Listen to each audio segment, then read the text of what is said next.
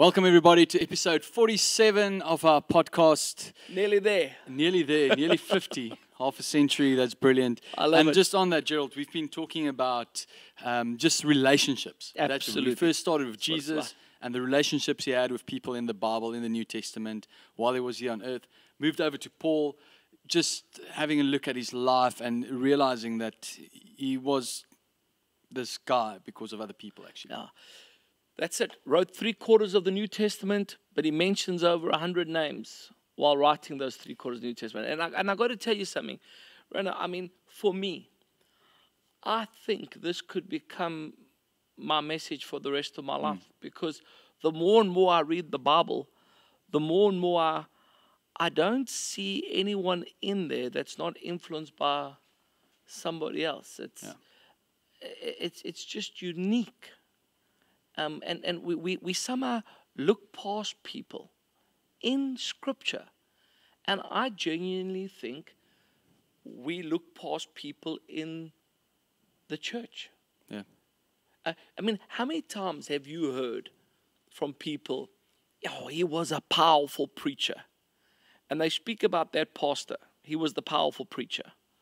And then when you do a little bit of research, number one, he didn't build that building. True. He wasn't the guy doing the sound. He might even just got the stage like it was. But everyone's talking about his gift.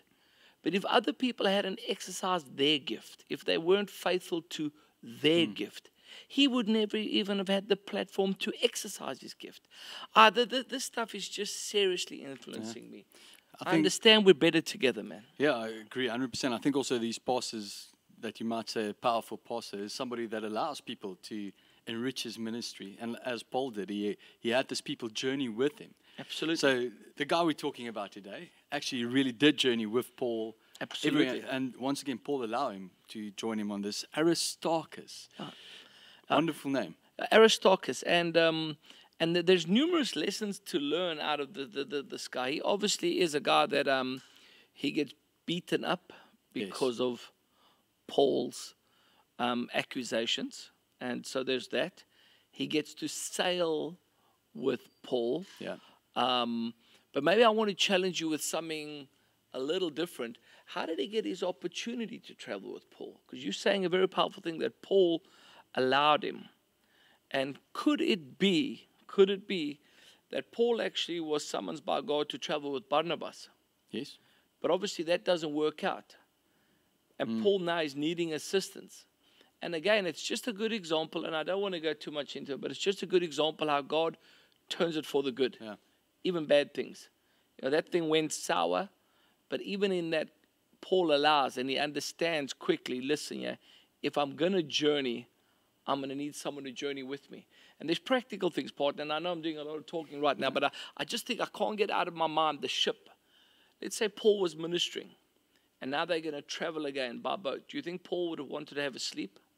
Yeah, for sure. All right. Yeah. And here's a guy practically helping him sail his boat. So when he gets to the next place, he's fresh to minister again. Yeah. But it's all because someone else took the responsibility on the ship.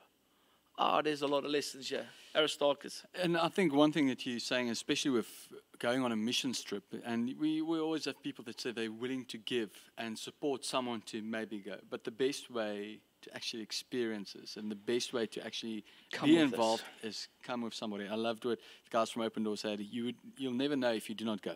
No. You would not know what the need is in India, for instance, if you haven't been there. Absolutely. Which you've been, and you really get to understand how desperate people are for God. Yeah, I think, you're absolutely right. I think as well, the entitlement of what you have at home is destroyed. Yeah. Once you see how many people are worshiping God with far less. Yeah. And doing for God with far less. And when you think about the comfort of what we've got, that's destroyed when you go. Yeah. And Aristarchus, here's a guy who probably could have given Paul a little bit of money, but he chose to go with Paul. Yeah. And he's no fool. I mean, it speaks about him sailing. It speaks about him, obviously, ministering with Paul. And Paul gives him two titles. You know what the two titles are? I do actually. All right, give it to So us. the one is, Paul says, a fellow worker of mine, obviously, All right. so working in the ministry. And then secondly, my fellow prisoner that traveled with him, Yeah. or was with him in prison. So he was there in the hardest and toughest time of Paul's life. Also carrying that burden, being locked up, because not maybe of his own, something he did, but just because he was supporting Paul. And that's what it says, because Paul came in, they brought a bit of disruption with the idol worship, profits that people were making, the profit and the money that they were making, and the mob actually persecuted them for that. And here's Aristarchus being just part of that, collateral damage, basically. Yeah, absolutely. He wasn't even really saying something to our knowledge, but Paul says he's a fellow worker, and he takes his time with Paul. Yeah. He says, listen, I believe like you. Something that's interesting for me is that we find out that he was probably a Jew that came to conversion. And I think there's a big lesson to learn in that, is that here's a man who really had to step away from what he knew. But the question is, why did he have such confidence? And I'm wanting to suggest something to you today. I think Paul took the time to coach him carefully regarding the gospel.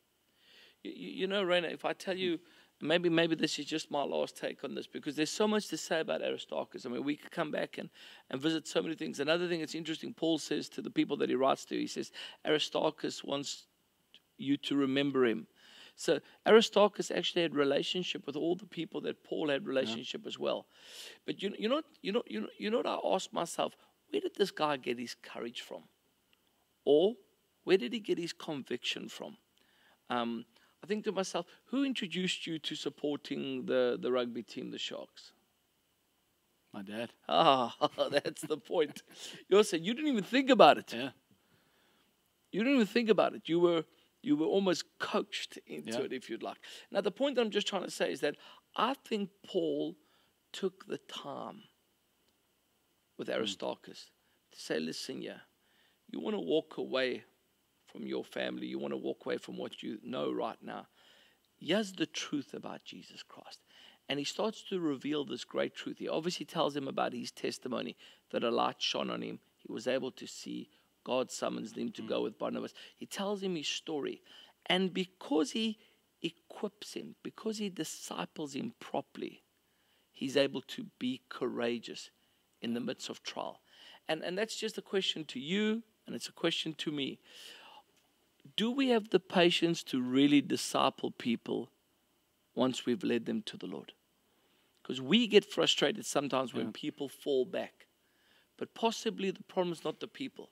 Yeah. Possibly the problem is us not doing a greater enough investment on the people once they've come to Christ. I agree 100% with you on that. And I think people always have that discipleship is just knowledge and speaking. But there's an old saying that says it's better caught than taught. Absolutely. You journey with me. You journey with me, as Aristarchus did with Paul, journeying with him. So challenge for us, or for you this week, is maybe who are you journeying with? Who are you taking with you on this road? And who are you partnering with? And are you willing to actually just take a bit of a beating with that person in ministry? I think that wraps up this episode. Yeah, Aristarchus. Don't forget it. He stood by Paul, and I'm asking you, find out who your Paul is and stand with him. And allow Paul then to stand with you and speak into your life. I really do think that while they were in prison, while they were working, just the fact that they were able to be together strengthened their journey. Yeah, stronger together. I love it. From our side, nothing but love. If you did enjoy this podcast, subscribe to our YouTube channel, share it with people. You can listen to it online on Spotify as well. Cheers. Cheers.